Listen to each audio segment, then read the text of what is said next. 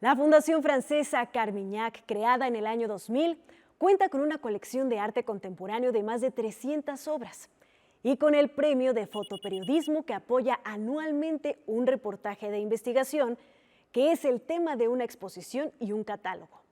Ahora presentan la exposición Isla Interior. Llegar al Museo de la Fundación Carmignac es en sí una experiencia inolvidable.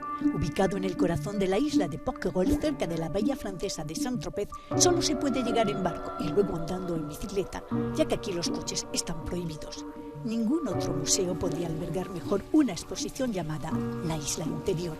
C'est un écrin dans un écrin et cette année on peut même dire que c'est une île dans l'île. Il y a une sorte de mise en abîme de l'île puisque cette île intérieure va vous permettre d'ouvrir une brèche et de pénétrer vers d'autres couches, d'autres dimensions de cette île. Et ici on passe un peu aussi sous la surface, il y a une couche en plus, puisque le parcours il est sous la surface d'une maison qu'on voit un petit peu derrière moi.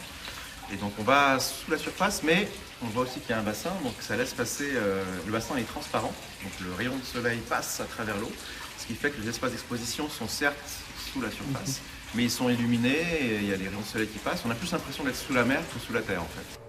Obras monumentales de Bruce Nauman y Miquel Barceló conviven con las de Jean-Michel Basquiat y artistas contemporáneos como Tobongo Nekanga, además de otras creadas especialmente para esta muestra.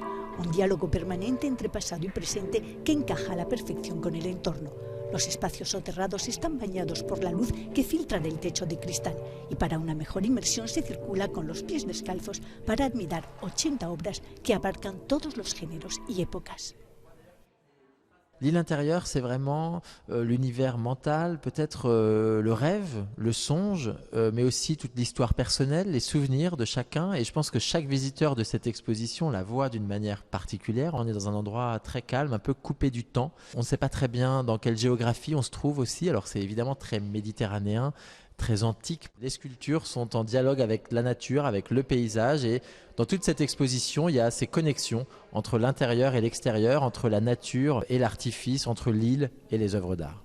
Un recorrido artístico y un viaje interior que se puede disfrutar hasta el 5 de noviembre.